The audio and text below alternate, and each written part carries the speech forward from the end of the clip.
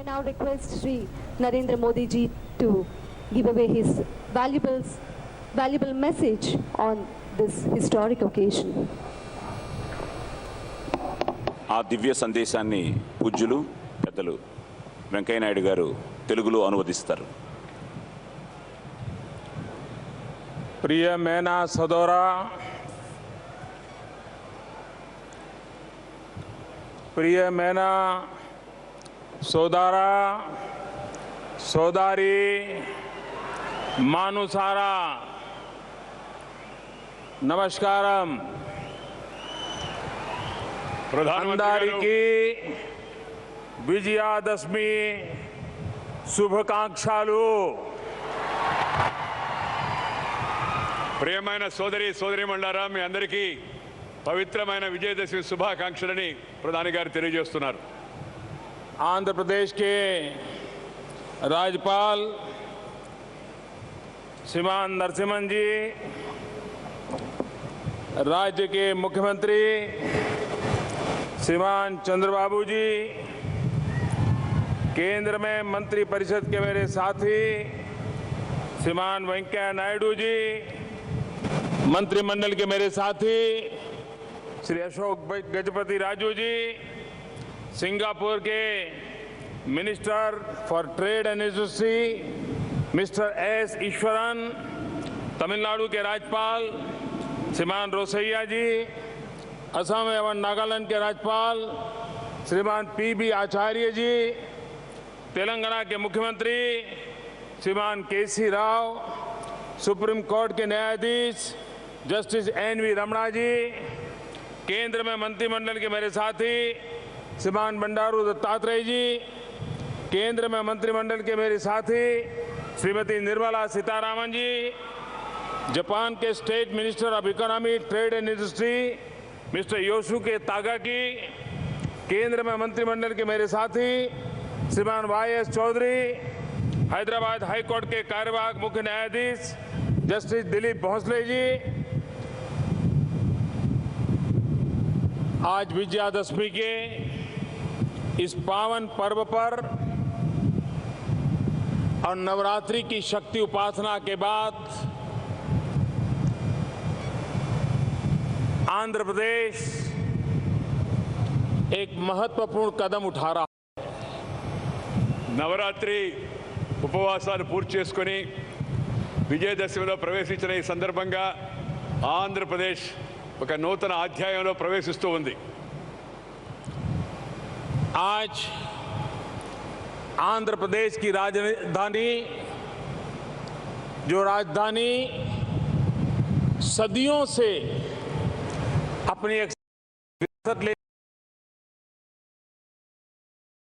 ऐतिहासिक विरासत को लेकर के जी रही है, उस संस्कृति के साथ जोड़ते हुए, उस ऐतिहासिक विरासत को साथ जोड़ते हुए अमरावती नए रंग रूप के साथ, नए आधुनिक साज सज्जा के साथ आंध्र के आशा अपेक्षा का केंद्र बिंदु बनने जा रही हैं और एक प्रकार से सच्चे अर्थ में पीपल्स कैपिटल बनने जा रही हैं. मैं यहाँ की सरकार को, यहाँ के नागरिकों को हृदय से बहुत बहुत बधाई देता हूँ, अभिनंदन करता हूँ. శతాబ్దాల యొక్క చరిత్ర కలిగి, వారసత్వం కలిగి, సంస్కృతిని కలిగి వాటన్నింటినీ గుర్తు చేసే విధంగా ఇవాళ ఆంధ్రప్రదేశ్లో కొత్త రాజధాని అన్ని రకాల సాంకేతిక హంగులతో, చారిత్రాత్మక నేపథ్యంతో ప్రజా రాజధానిగా ఈ యొక్క అమరావతి ఏర్పడుతున్న సందర్భంగా నేను అందరికీ శుభాకాంక్షలు తెలియజేస్తున్నాను. सरकार बनने के इतने कम समय में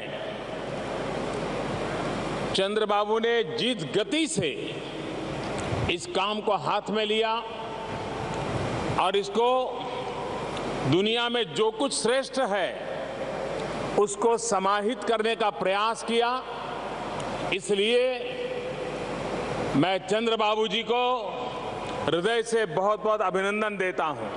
ప్రభుత్వం ఏర్పడిన కొద్ది రోజుల్లోనే ప్రపంచంలో ఎక్కడెక్కడ ఏ మంచి అలవాట్లు, మంచి పద్ధతులు, ఉదాహరణలు ఉన్నాయో వాటన్నిటిని సేకరించి ఆంధ్రప్రదేశ్ ముఖ్యమంత్రి శ్రీ చంద్రబాబు నాయుడు వాటన్నిటిని జోడించి ఈ కార్యక్రమాన్ని చేపట్టినందుకు నేను వారికి హృదయపూర్వకంగా అభినందనలు తెలియజేస్తున్నాను శ్రీ చంద్రబాబు నాయుడు గారికి.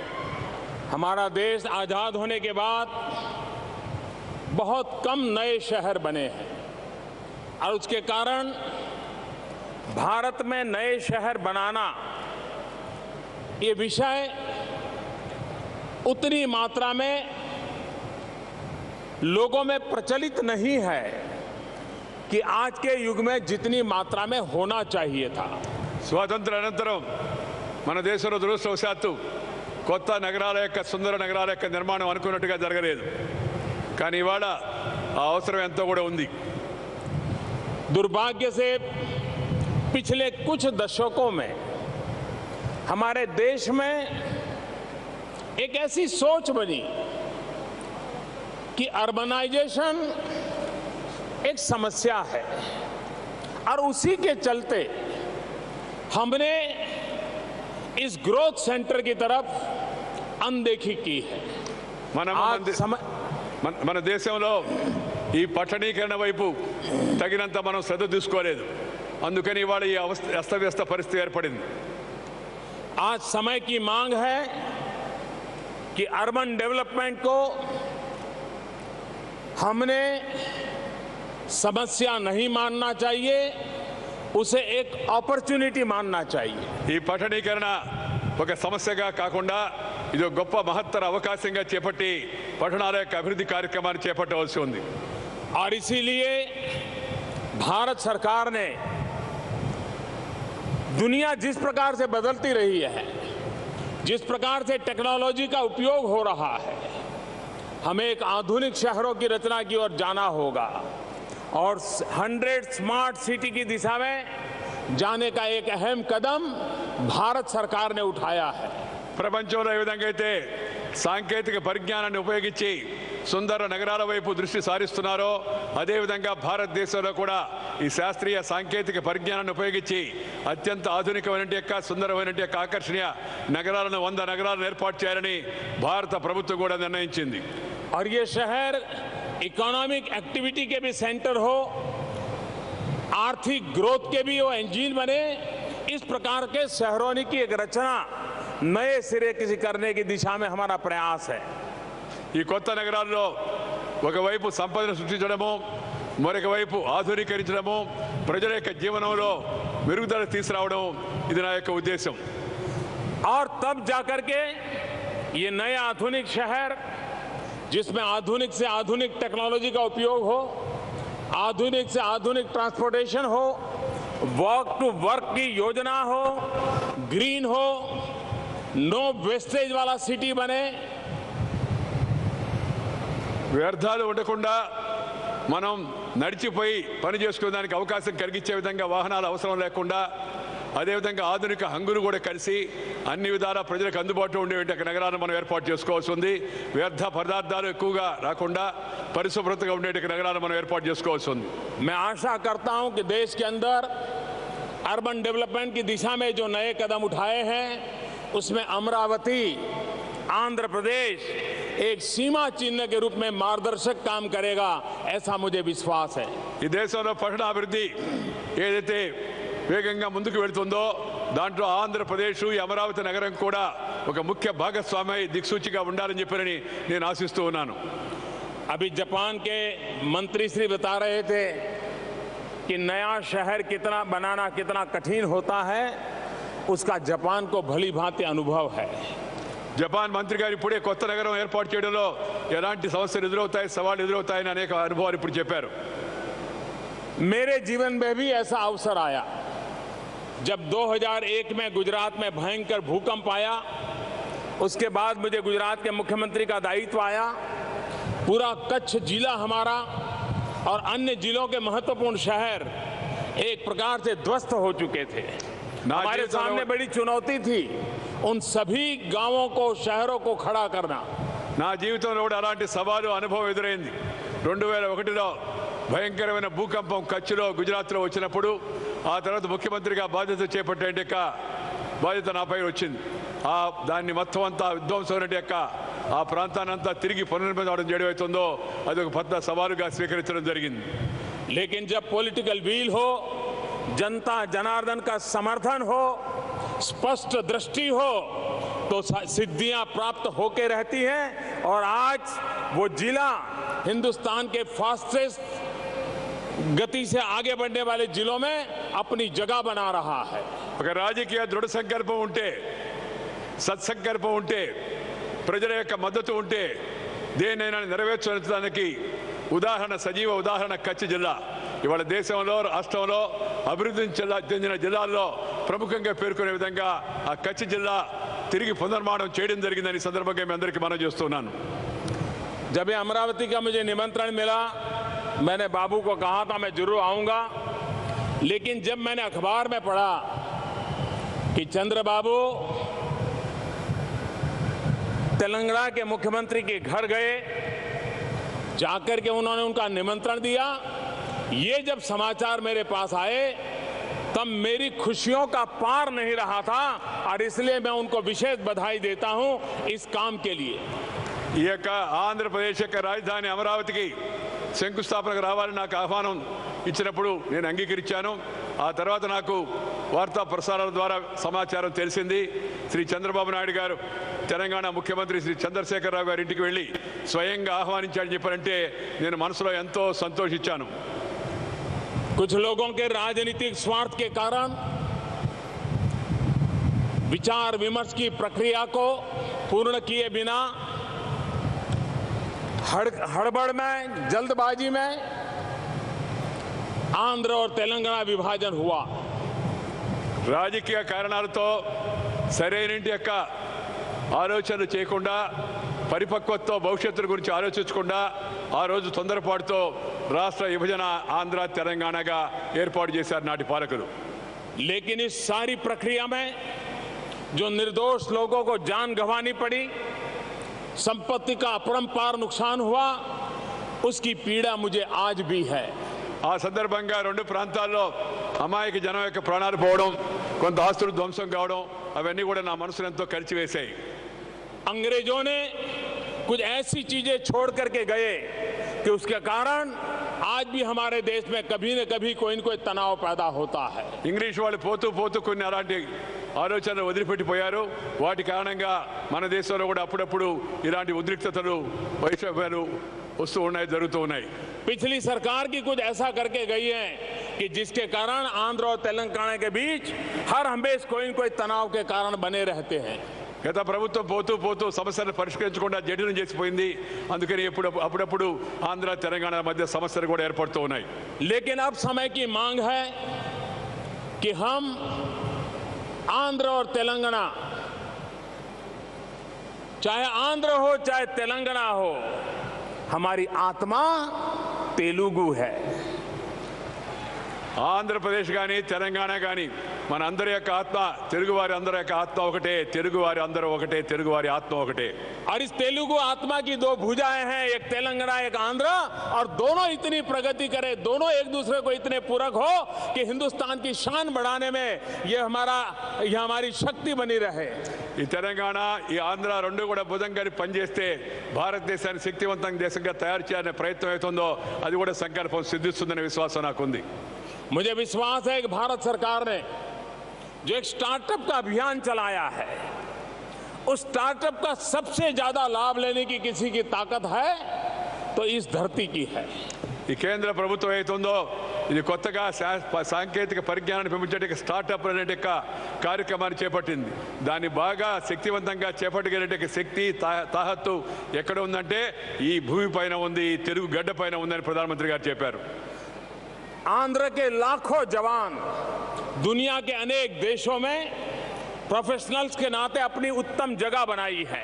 మన ఆంధ్ర తెలుగు ప్రజలు, యువకులు ముఖ్యంగా ప్రపంచంలో అనేక చోట్ల వెళ్ళి ప్రముఖమైన స్థానాలు అక్కడ సంపాదించారు, మనకి పేరు తెస్తూ ఉన్నారు. आंध्र प्रदेश जिसके पास ऐसे प्रतिभावान नौजवान हो, बुद्धिमान यूथ हो, वे इनोवेशन के लिए, स्टार्टअप के लिए एक पूरा नया साम्राज्य आंध्र की धरती पर खड़े कर सकते हैं। ఈ ఆంధ్రప్రదేశ్ చెందిన ఈ తెలుగు యువకులు, విద్యావంతులు, విద్యార్థులు వీళ్ళ తెలివి అమోఘమైనది.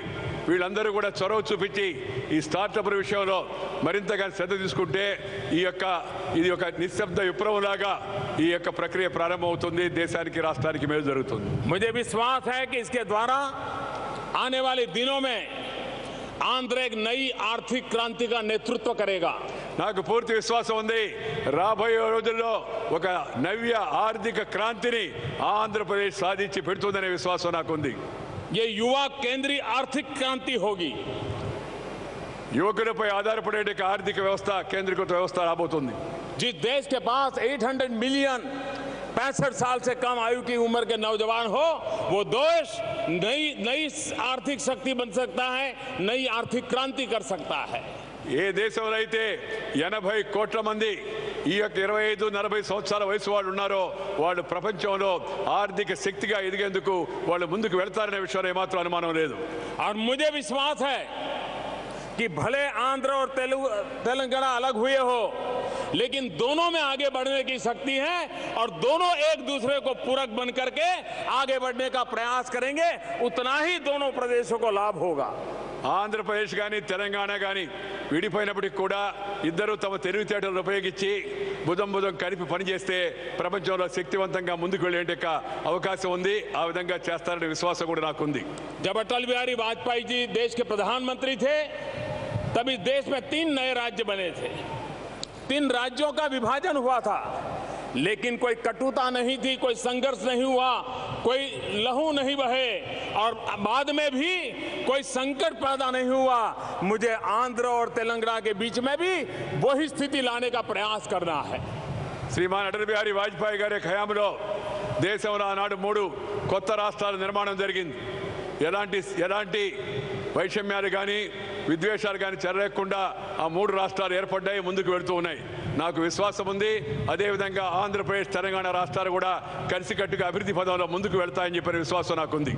पिछली सरकार ने बहुत सी ऐसी चीजें की हैं जिसको ठीक करने में हमारी काफी ताकत जा रही है, काफी समय जा रहा है.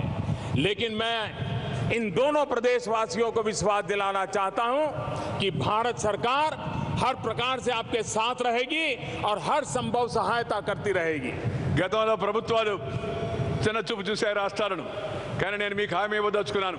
ఈ తెలుగు ప్రజలకు, తెలుగు రాష్ట్రాల రెండింటికి కూడా కావలసిన సంపూర్ణ సహాయ సహకారాలను కేంద్ర ప్రభుత్వం అందిస్తుంది. మిమ్మల్ని కూడా అభివృద్ధి పదంలో ముందుకు తీసుకెళ్లే ప్రయత్నం చేస్తాను మనం చేస్తున్నాను. भारत सरकार और चंद्रबाबू के बीच में फ्रीक्वेंसी इतनी मैच होती है, काम करने में एक दूसरे को समझने में इतनी सुविधा है और उसके कारण सरकार बनने के बाद जो पहला ध्यान दिया गया वो हमें ह्यूमन रिसोर्स डेवलपमेंट पर दिया है. आंध्र के अंदर ह्यूमन रिसोर्स डेवलपमेंट का एक कैपिटल कैसे बने, उस दिशा में हमने ध्यान केंद्रित किया है. కేంద్ర ప్రభుత్వం, రాష్ట్ర ప్రభుత్వం ఈ రెండింటి మధ్య సరైన సమన్వయం ఉంది. ఏదైతే మానవ ఈ యొక్క మేధస్సు శక్తి అయితే ఉందో దీన్ని సరిగా ఉపయోగించుకుంటే ఆంధ్రప్రదేశ్ మరింత ముందుకు వెళుతుంది. ఆంధ్రప్రదేశ్లో శ్రీ చంద్రబాబు నాయుడు ఆ దిశలో ముందడుగు కూడా వేశారు. रीऑर्गेनाइजेशन एक्ट के तहत ह्यूमन रिसोर्स डेवलपमेंट को प्राथमिकता देकर के अब तक 11 शैक्षणिक संस्थानों के काम को आगे बढ़ाया गया है.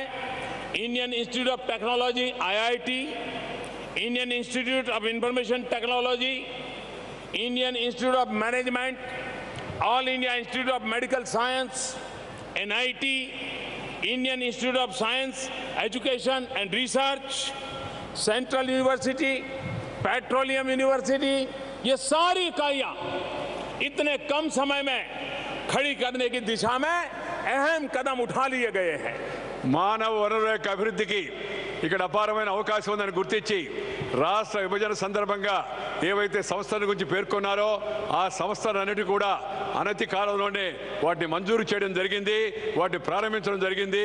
అది ఇండియన్ ఇన్స్టిట్యూట్ టెక్నాలజీ కావచ్చు, అలాగే IIIT కావచ్చు, IESR కావచ్చు, లేకపోతే ఇండియన్ ఇన్స్టిట్యూట్ ఆఫ్ మేనేజ్మెంట్ కావచ్చు, లేకపోతే ఆల్ ఇండియా మెడికల్ ఇన్స్టిట్యూట్ కావచ్చు, లేకపోతే పెట్రోలియం యూనివర్సిటీ కావచ్చు, లేకపోతే ఇతరత్ర పరిశోధనా సంస్థలు కావచ్చు, ఏవైతే పేర్కొన్నామో వాటన్నిటిని కూడా మంజూరు చేయడము, శీఘ్రగతిన వాటిని ప్రారంభించడం చేయడము, దానివల్ల ప్రజలకు, యువకులకు అవకాశం లభించే విధంగా చూడడం కూడా జరిగింది. प्रजा के इस राजधानी जब बन रही है तब आप लोग अपने अपने गांव से पवित्र माटी और पानी लाए हैं और आपने सच्चे अर्थ में इसको प्रजा की पाटनगरी बनाने की दिशा में एक सफल आयोजन किया है। మీరు కొత్త రాజధాని ఏర్పడేటప్పుడు మీ గ్రామాల నుంచి కొంత మట్టిని సేకరించి ఒక విజయవంతమైన రాజధానిగా దీన్ని ఏర్పాటు చేసే కోసం అని చెప్పి చొరవ చూపించారు। जब मुझे इस योजना का पता चला और आज मैं आ रहा था तो मुझे भी विचार आया। ఈ విషయం నాకు ఎప్పుడైతే తెలిసిందో ఈ సమాచారం తెలిసిన తర్వాత నాకు కూడా అలాంటి ఆలోచన వచ్చింది। और मैं भी माटी और पानी साथ लेकर के आया। నేను కూడా మట్టిని మరియు నీరుని తీసుకొని తోడుగా ఢిల్లీ నుంచి ఇక్కడికి వచ్చాను కొత్త రాజధాని కోసం అని చెప్పని। मैं माटी लाया हूं, भारत के लोकतंत्र का मंदिर संसद के परिसर में से माटी लाया हूं और पानी यमुना जी नदी में से लाया हूं। और यमुना जी हमारे देश में कोई भी नदी ये सिर्फ नदी नहीं होती है, हमारे देश में नदी एक संस्कृति होती है। మన యొక్క పార్లమెంటు ప్రజా మందిరం ఏతుందో ఆ భారత పార్లమెంట్ యొక్క ప్రాంగణంలో మట్టిని సేకరించి దాన్ని అమరావతి రాజధాని కోసం తీసుకొచ్చాను। దానితో పాటు మనం ఎంతో పవిత్రమైన యొక్క సంస్కృతికి కేంద్ర బిందువైన యొక్క యమునా నది నుంచి కూడా ఢిల్లీ నీరుని తీసుకొచ్చాను। మట్టి నీరు రెండు కూడా ఈ రాజధాని కోసం నాతో పాటు తీసుకురావడం జరిగింది। और जब मैंने चंद्रबाबू को दिया तो उनको आश्चर्य हुआ और वो मुझे कह रहे हैं कि बड़ा इमोशनल टच है मेरे मन को। చంద్రబాబు నాయుడుకి ఎప్పుడైతే నేను వీటిని అందించానో ఆయన అన్నాడు నాకు మనసులో ఎంతో ఉద్వేగం కలుగుతూ ఉంది, మీరు ఢిల్లీ నుంచి పార్లమెంట్ నుంచి మట్టిని తీసుకురావడం యమునా నది నుంచి నీరు తీసుకురావడం నాకెంతో ఉద్వేగాన్ని ఆనందభరితం చేసిందని చెప్పి చంద్రబాబు నాయుడు గారు చెప్పారు। लेकिन मैं आंध्रवासियों को कहना चाहता हूं ये सिर्फ संसद परिसर की मिट्टी या यमुना जी नदी का जल इतना ही नहीं है, ये तो एक प्रकार से देश की राजधानी अब अमरावती पहुंच गई है, इसका संदेश है। కేవలం ఆ ఢిల్లీలో పార్లమెంటు ప్రాంగణంలో మట్టి లేదా యమునా నది నీరు కాదు ఇక్కడికి వచ్చింది, ఈ దేశం యొక్క రాజధాని మీ రాష్ట్ర రాజధానిలో కలవడం కోసం నేరుగా ఇక్కడికి వచ్చిందని చెప్పిన సందర్భంగా మనం చేస్తున్నాను।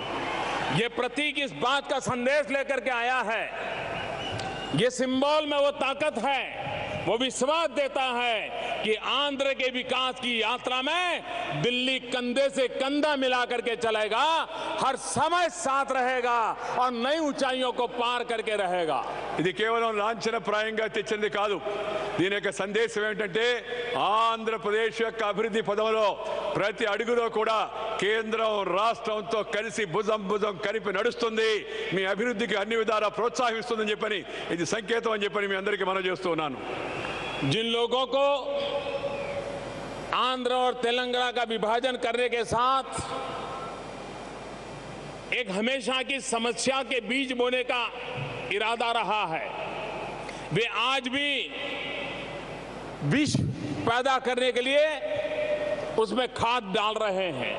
రాజకీయ కారణాలతో రాష్ట్ర విభజన ఆ దృష్టికోణంతో చూసిన వాళ్ళు ఇప్పుడు కూడా విభజన అయిన తర్వాత కూడా దీంట్లో విష బీజాలు నాటే ప్రయత్నం చేస్తూ ఉన్నారు। भ्रम फैलाने की कोशिश कर रहे हैं, భ్రమ కలిగించే ప్రయత్నాలు చేస్తూ ఉన్నారు, नौजवानों की भावनाओं को भड़काने का प्रयास कर रहे हैं। యువకుల్లో ఉండే భావోద్రేకాన్ని రెచ్చగొట్టే ప్రయత్నాలు చేస్తూ ఉన్నారు। लेकिन मैं आज अमरावती सांस्कृतिक नगरी से आज इस अमरावती सांस्कृतिक नगरी से मैं आंध्रवासियों को विश्वास दिलाना चाहता हूं कि रीऑर्गेनाइजेशन एक्ट के अंदर जो भी बातें कही गई हैं उसको लेटर एंड स्पिरिट के साथ भारत सरकार साथ रहेगी, लागू करेगी, ये मैं विश्वास दिलाने आया हूं। ఈ విషయం చిమ్మే ప్రయత్నాలు చేస్తున్న సందర్భంగా నేను ఆంధ్రప్రదేశ్ ప్రజానికానికి ముఖ్యంగా యువకులకు చెప్పదలుచుకున్నాను, రాష్ట్ర విభజన చట్టంలో పేర్కొన్న ప్రతి ఒక్క అంశాన్ని కూడా అక్షర సహా తూచా తప్పకుండా 100% దాన్ని అమలు చేసి చూపిస్తామని చెప్పని ఈ అమరావతి నగరం యొక్క సాక్షిగా నేను మీ అందరికీ కూడా హామీ ఇస్తూ ఉన్నాను। आप विश्वास रखिए, चंद्रबाबू और नरेंद्र मोदी की जोड़ी जो बातें तय हुई है उसको साकार करके रहेगी, समय सीमा में साकार करके रहेगी और आंध्र के सपनों को पूरा करके रहेगी। मेरे साथ बोलिए, भारत माता की, भारत माता की, भारत माता की జై హో. बहुत बहुत धन्यवाद। కేంద్ర ప్రభుత్వంలో నరేంద్ర మోడీ ప్రభుత్వం, రాష్ట్రంలోని చంద్రబాబు నాయుడు ప్రభుత్వం, మోడీ యొక్క బాబు యొక్క జోడీ ఏవైతే మీ యొక్క అభివృద్ధి పదంలో మీ కళ్ళున్నాయో వాటన్నిటిని కూడా శాతం సాకారం చేసి చూపిస్తాము, అవన్నీ కూడా నెరవేరుస్తామని చెప్పని మీ అందరికీ కూడా ఈ సందర్భంగా నేను హామీ ఇస్తూ ఉన్నాను. వారితో కూడా కలిసి అందరూ కూడా భారత్ మాతకి జై. तो प्रधानमंत्री ने अभी आंध्र प्रदेश की नई राजधानी अमरावती का शिलान्यास किया और लोगों को संबोधित किया। उन्होंने कहा कि जो रीऑर्गेनाइजेशन एक्ट है उसमें जो कुछ बातें कही गई हैं केंद्र और भारत सरकार उसके साथ है। उन्होंने कहा कि केंद्र में नरेंद्र मोदी और आंध्र प्रदेश के मुख्यमंत्री चंद्रबाबू नायडू की ये जोड़ी राज्य को आगे ले जाने में कोई कोर कसर बाकी नहीं छोड़ेगी। उन्होंने कहा कि शहरी विकास का जो एक केंद्र बिंदु है वो अमरावती को बनाने का उद्देश्य है। उन्होंने चंद्रबाबू नायडू की भी काफ़ी तारीफ की, जिस प्रकार से उन्होंने अपना विजन दिया और इतने कम समय में राजधानी की इस पूरी परिकल्पना को मूर्त स्वरूप देने के लिए काम किया है, उसकी प्रधानमंत्री ने तारीफ की। उन्होंने कहा कि स्टार्टअप कार्यक्रम जो है वो भी आंध्र प्रदेश की नई राजधानी अमरावती उसका एक गढ़ बन सकता है, क्योंकि आंध्र प्रदेश के जो युवा हैं वो पूरे विश्व में फैले हुए हैं और अपनी सेवाएं, अपनी प्रोफेशनल सेवाएं दुनिया को दे रहे हैं और जाहिर तौर पर अमरावती इसका फ़ायदा उठा सकती है। उन्होंने कहा कि ये लोगों की राजधानी बनने जा रही है, जो कि विविध सुविधाओं से संपन्न होगी, बुनियादी ढांचे से संपन्न होगी और ये जो उद्देश्य है इसे पूरा करने में भारत सरकार पूरी मदद आंध्र प्रदेश सरकार की करेगी। तो प्रधानमंत्री ने आज ये सभी बातें अपने वक्तव्य में कहीं।